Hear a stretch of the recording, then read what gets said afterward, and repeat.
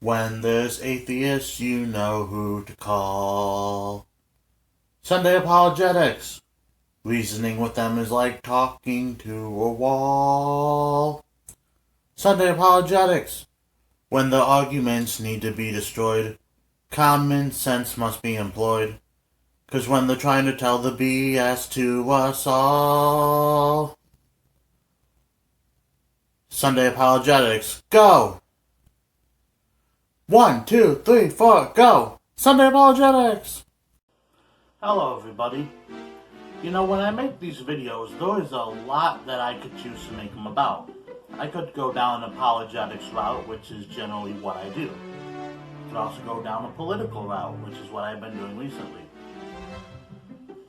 But I was at church today, and the woman talking was a person who was giving a sermon against abortion.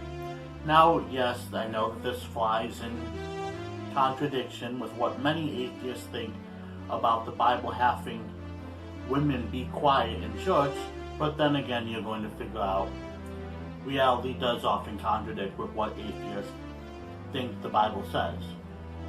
And that's the route I'm going down today, and this is Sunday Apologetics. Thank you for tuning in. So this woman gave a sermon about abortion and about how many of the excuses, the bullcrap excuses that I would call them, about, ooh, what about rape? Ooh, what about this? Generally, in some instances, are non-existent. Some years, 0 rapes are the result of someone wanting an abortion. And I feel like it's just more of a smoke and mirror thing that people want to bring up. They know you have a good point, but they just want to rush past your good point to get to their point, even though their point is kind of pointless, because it usually never happens. There was a guy who I got into a conversation with on Facebook where I used the Dave Chappelle argument, because if you know Dave Chappelle, he's a comedian, but he made a very good point. During one of his shows, he went ahead and he said, on the topic of abortion, I think men should shut up. And everyone applauded because they thought he was going to make this big progressive statement. That's what I liked about Dave Chappelle. He laid a trap. I do this sometime in debates too. He laid a trap for them because, oh, we love you, Dave Chappelle. Oh, progressive men have no say in abortion. And then he said in women, if it is strictly your decision as to whether or not you should have the kid, it should be strictly the men's decision on whether or not they want to pay for it.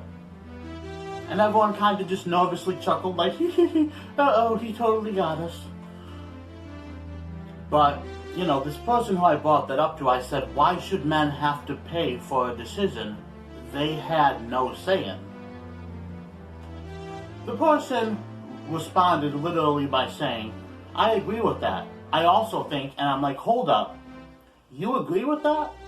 You agree that men should not have to support their children because after all they got no say in them? Okay, well, good news. You're not an idiot. You're just a scumbag. But however, notice how he then went on to say, I agree with that. Now let's talk about my thing. I'm like, no. This is what you pro-abortion people do. You want to zoom past very good points and stick to your talking points. I would love to debate somebody on abortion the same way I have debated Stephen and I have debated Waldo. If anyone would like to have this debate on abortion with me, I'd be more than willing to.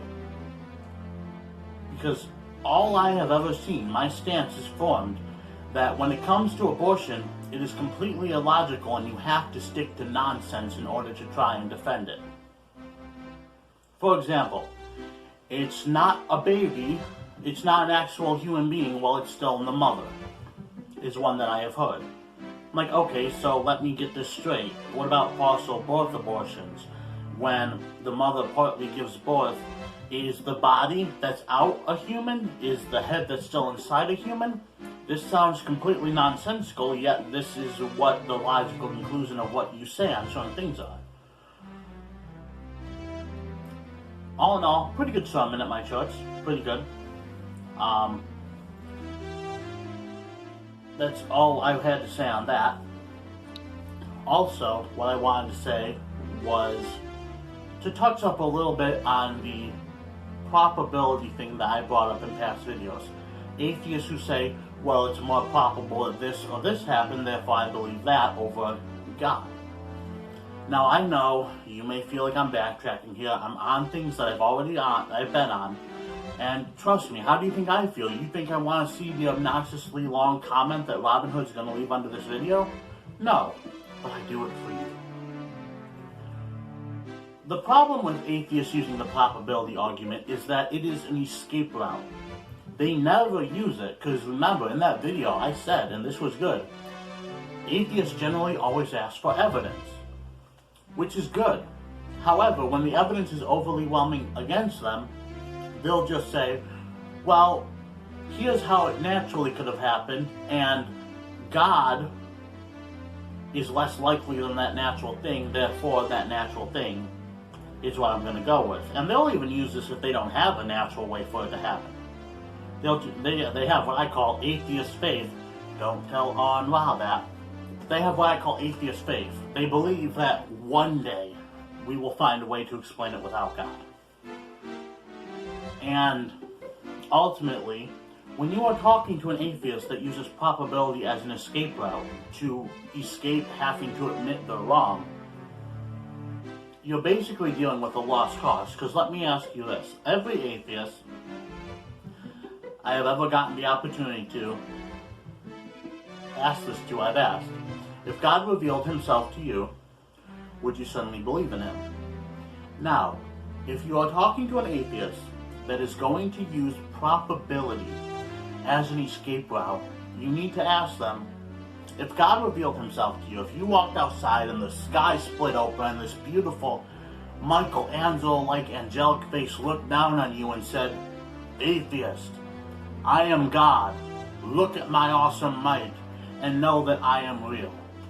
Now, what is more probable? Did God just really reveal himself to you?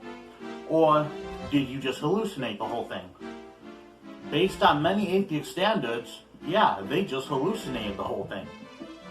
It's not more probable that God just revealed himself. You are dealing with a person who would sooner doubt their own sanity than admit that they are wrong. At that point in time, I'm sorry, that's just a lost cause. Because it's not about evidence, there's nothing you can do. Because ultimately, they can, if the situation calls for it, they will deny that they are in fact a sane human being. And that's pretty daunting. That's pretty damaging to their entire claim. And I like to end things on a soft note, so I'll end it on a joke. Once upon a time, a Christian and a spiritual synopsis. A spiritual synopsis, by the way, is somebody who believes they are the only thing that exists. For example, if I was a spiritual synopsis, I would say, you watching this video, you don't exist. My girlfriend doesn't exist, my dad doesn't exist, my mom doesn't exist. It's all only me, and you all just projections of my mind. I often like to think about a spiritual synopsis getting into an argument with each other over who actually exists. But either way, a Christian and a spiritual synopsis, they get up and they talk, and the Christian makes a very, very, very good argument for why God exists. And then the spiritual synopsis says, you know, that's really great. That is really a good argument for God's existence.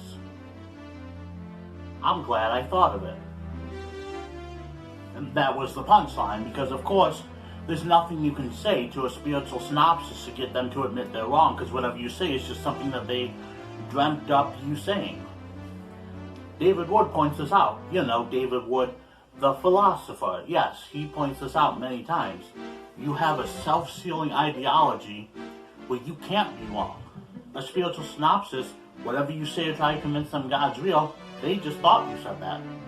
An atheist, well, it's more probable that they're insane than God exists. So, yeah, and by the way, the whole probability of God existing, it's a throwaway line. It doesn't actually mean anything. You know, like I said, 64% probability is what they had God at existing. And yeah, the best Robin Hood could think of to debunk that was a stupid snide comment. So, either way, that's all I'm here to say. I hope you found at least one of these videos, the one part of this video that you liked. So long. I got a date night to prepare for.